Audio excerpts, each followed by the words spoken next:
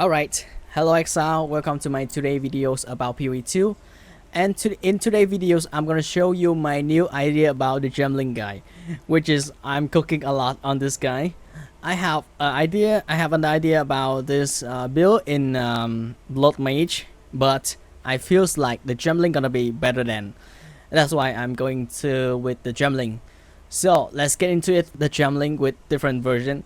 As you can see here, I got too many different skill than the sparkling. Alright, so the first one, this build is calling a Impending Doom. It look like PoE 1, right? Something different. So now let's go through it. We have the gear, we have the gem setup. As you already know, the Impending Doom has curses expire, which is here. If you have this curses, the Impending Doom is gonna trigger the Doom Blast when the curses from the support skill expire. When it expire, it's gonna trigger Doom Blast, and the curses from the skill is Blasphemy has as an aura.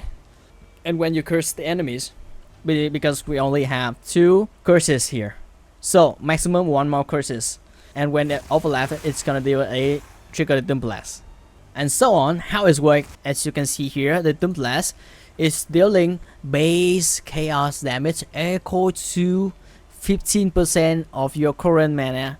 So you're gonna see the idea here is about stacking mana, right? Of course, I am stacking mana, which is I always doing for you guys.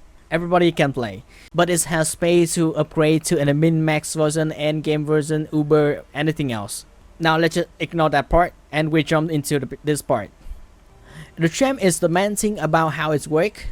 I have my switchable, which is my second weapon. You're gonna do it on the boss, and you're gonna place this one. But I'm gonna explain how you play the playstyle in the boss room in the clearing mapping. So the first one, we go through the gem. We have conductivity here, which is my main curses, my main damage. Everything in it is about conductivities, my main damage curses here, and is supported with, of course, Impending Doom. The Impending Doom here has support with the Curse Crown. Curse Crown will make you curses stay in the ground instead of just curses and disappear. Right, so then when it overlapping, then it is expire the blast trigger, and Arcane Tempo to make it faster, and Spell Cascade. So in the clearing mapping, yes, of course it's a purchase version, so you only need 4 support gem, but if you want to make it more damage, then 5 support gem is a suggestion. So in the mapping, you're doing Spell Cascade, and in the boss room you replace it with Kong effect, so it's gonna just have 1 curses, but it's got more damage. Alright, and the next one is the main curses as an aura is a Blasphemy. You're gonna have temper chance, because I like temper chance too much. It's gonna make the enemies moving so slow. Oh, you can decide to have the anti-ball or something else. It depends on you. But for my case, I see temper chance is make enemies moving slowly, so you're easy to hit them, right? Yeah.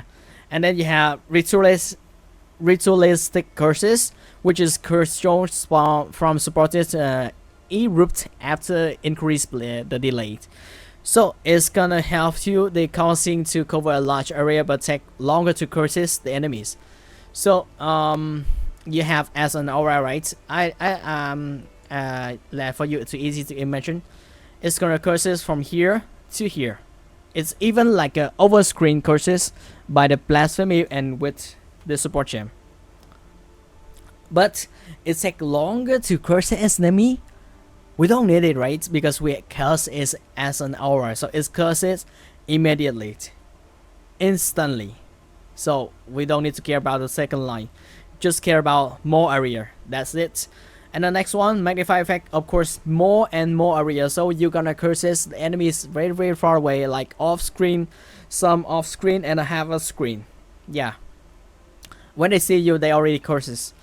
And encumbrance I have found on the gem list, which is gonna help you debuff inflict with the supported skill, have increase slow magnitude. What is slow magnitude? When you hover your mouse in it, slow magnitude. This modifier apply the debuff. You inflict that slow enemies and scale only the specific magnitude that so the target. So it will not affect any other magnitude that the debuff has if it does other things in addition to the slow. So yeah, this very supported for the temper chance. And the next one, the Overstorm, also you're using this on the boss room, on the some tough situation, on some yeah, bridge, tour, even rare monster too. It's very helpful. So in Overstorm, I have Consider Casting, I have Lightning Expose, I have Strip It Away, which is Strip It Enemies, and I have Conduction.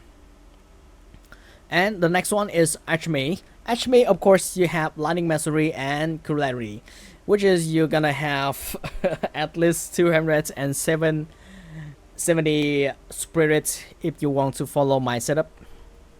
So the Archmage, what is the Archmage? As everybody know that from the concept Lightning Spark Stormweaver from Captain Lance, I'm a big fan of Captain Lance. That's why I'm always addicted to be an Archmage player. So yeah, there's also Archmage idea about, yeah. So you're gonna have 9% of extra lightning damage from your damage. For what? Damn, for each 100 maximum mana you have. See how many mana I have right now. Yeah, so we're gonna stacking mana for Archmage. More damage, more damage, more mana, more damage. Yes. And the next one is about Blink to get out the tough situation. And yeah, Inner Beauty for the correct recovery rate. And this one, Wind Wave. Wind Wave, I found it is gonna help you yeah, knock back enemies, and it's gonna help you like a stun while using support skill like trigger Wind Wave. And when you trigger Wind Wave, when you get stunned, you trigger and you explode enemies. Like, it's not explode, it's just like you're gonna knock back enemies and you got more space to breathe.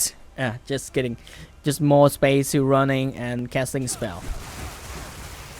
And the next one is of course Grimfist, as we have Energy Seal. Grimfist is very strong buff for you to have.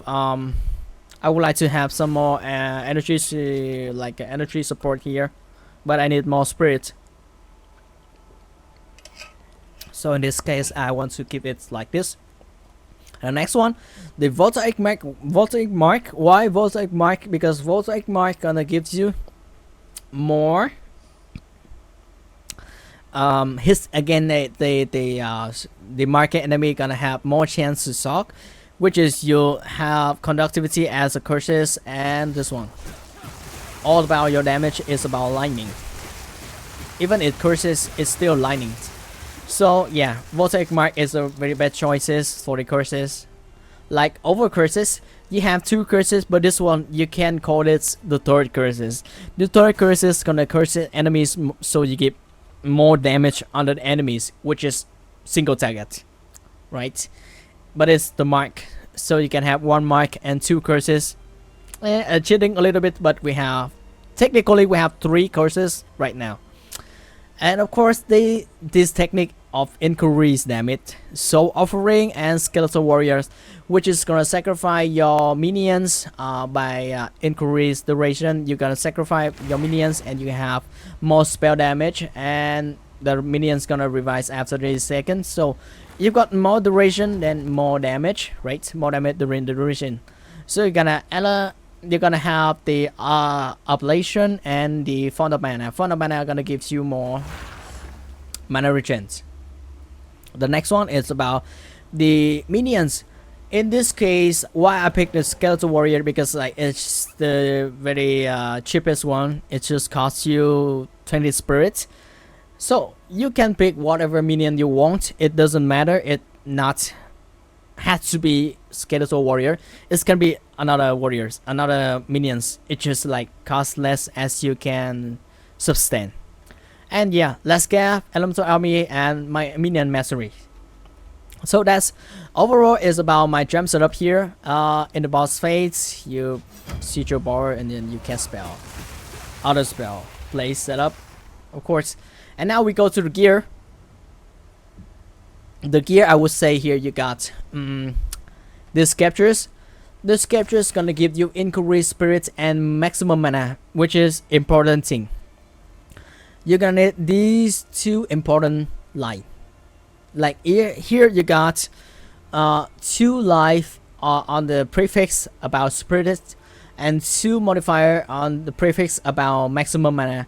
So you got around like in my case, if you want to follow exactly what I have here, you have to have at least 77 increased spirit on the captures. Otherwise you have to cast spirit on your body armor. But yeah, if you don't want to cap the spirit on body armor, you don't want to spend more money on that, then just do with captures, which is only has spirit and maximum mana. But the better captures is increased spirit, maximum mana, and intelligence. So intelligence is more damage. The main all things is stacking mana, so intelligence is very rare for everywhere. And about next one, the helmets from the previous sparkers, so it's similar to previous mana, resistant, energy seal. That's it.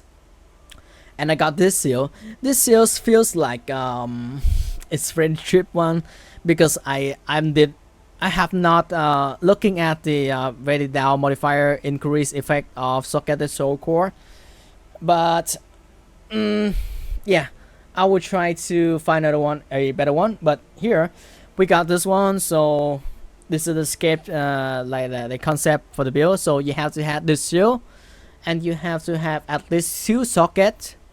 3 socket is better, but 2 socket is fine. But try to get the number of amount here like 600 and 600 at least. Don't be dumb like me, like 600 and 300 is so very cheap, and it's not gonna increase your mana a lot. But if you got 600 increase effect of socket soul core, it's gonna be more mana, right? And here we're gonna need this amulet, of course, because yeah, mana and energy seal. This is the main thing about that. And the next one, ring, double ring. Why double ring? Because double ring here we're gonna have bridge ring with the cast speed, with the maximum mana and some resistance is the cheapest one. The expensive one is cast speed, mana regen, intelligence, and yeah, it's pretty rare. But so in my case, I want to do the budget version for everybody to play, so that's why I make it this. So it's just like some resistance, some cast speed, and mana, as much as you can sustain for your orbs, for your divine orbs, for your exotic orb, whatever. And the gloves from previous one, also about maximum mana, about some resistance and energy seal. That's it, very cheap. And also the boosts. In the boost you gotta have movement speeds, of course, at least 30, otherwise you're gonna moving so slow. And of course, and also you have some intelligence is a plus point. So for the boost, if you don't have much exalted orb or divine orb, you just need to care about movement speed, maximum mana, and resistance to have you rest cap it, like what I have here. So, and the belt for the budget version, of course, the Midnight Bread rawhide belt, very good one for the budget version, which I have here is still good. It's almost maximum in everything, and it's even like over some number. Like I have 2 number is over about the maximum mana and resistance is fine. Yeah, and then it's about the gear. What next? The next thing is about the trees. I'll go to show you guys the trees. My trees here is using this ascendancy still as previous before because it's so strong, and I realized that nothing else is stronger than this one. +1 level of all skill doesn't matter. Plus quality is more important than. So still keep the ascendancies like the sparkers, adaptive capability, enhance effectiveness, and the rescue crystal light potential and advanced tomatry.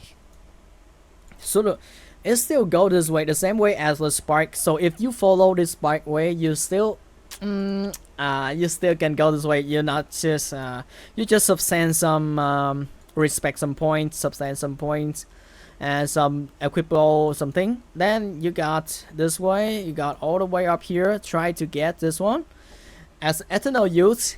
So life recharges instead of energy seal. But we all have one life, right? So life recovery from flask gonna apply to energy seal instead. So you can use mana flask and life flask for more survivability. If you got more points, you can if you got more points, you can like consider to have this one on. Might over matter. But in my case, like I feels like it's not needed yet. But and also I'm not having enough level as I'm level 87 right now. With level 87, but can run through every single map. Yeah, of course, in the campaign, just a little bit carefully. Yeah, and the trees here, I got some important points about this one. Key CI, of course. A CI note. I have this jewel. This unique jewel here gonna give you more points and save more points. It's gonna save you 1, 2, 3, 4, 5, 6, 7, 8, 9, 10. 10 points. This jewel gonna save you 10 points to got all these notable you want. No need to have the trees on it. You can allocate without connected to trees.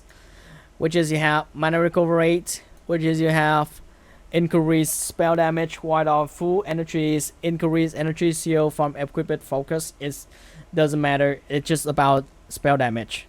And this one, electric battery, of course, because we convert all the energy seal to mana. And also, increased spell per 100 maximum mana. Yep. Cast speed, mana. All we talking about is mana. And we're gonna have some lightning damage, increased lightning damage per intelligence. So because we are dealing the lightning damage, which is curse expire with conductivities. So lightning damage, of course. And then this tree I have here is about a jewel. I have this tree come from here for increased intelligence, and the others I doesn't care. But you can get a better one. But this one is feels like in the budget version is still sustain your divide orb, your exalted orb. This one cost me one divide orb. It could be more or even I don't know. But for this time, the time I'm making this video is one divide orb. And also this one divide orb. So 2 divide orb for the expensive things in the build. The rest of the jewel is just around 20 or 25 or maybe 40 exalted. It depends on your search and your number you can substance. Yeah, and all the joy here in your tree is just about maximum energy seal, about increased mana generation, about curse duration, and increased area of the cursive effect. I got some link I will note down for you guys in the down comments. Yeah, in the description for so you guys can search your jewel, you guys can search your gear, you guys can search everything I have searched for myself in this build, so you can have yourself the good build, the cheapest one, the very budget version, but still can run through everything. Alright, and here I got some point for the maximum mana, some point for the cast speed, some point for the curses, which is pretty good enough to have. And that's it for the trees. The trees only need some jewel here, jewel socket. When you have more level, you can like have 1 maybe 2 jewel socket here, 1 2 3 1 2 3, so 6 more points, you got 2 more jewel sockets. And if you go to here, you want to do crit, then you can change the trees here, go all the way from crit here, and this note about crit 2 is down here. It's 80% increased crit hit chance if you haven't do critical hit recently. Yeah, but it's an upgrade way for this build, and gear and trees and skill and stats. I have myself here 343 intelligence, which is we can increase is more with the unique belt, which is everybody know it. The one name it as the ingenuity, like ingenuity, yeah, ingenuity utility bell. Utility bell is gonna increase bonus gain from your ring. So if your ring has intelligence in the modifier, you got more intelligent, more intelligent, more mana, more mana, more damage, right? So that's the upgrades base, and you can also have the armor. The armor chest is the Moria Invictus, which is have increase spirits per socket, 10 spirit per socket, and the others modifier you can sustain is about resistance or rarity or something else. It depends on you and depends on your currency. So yeah, that's it, the concept of the build, and the way it should play here is when you go into the mapping, you just run through the map and you're casting the conductivities, and you sacrifice this one to get more damage. If you see the spicy monster, if you forgot it, it doesn't matter, you still have enough damage. If you follow my version, you can have enough damage. Look at the cast, you cast around is pretty quick.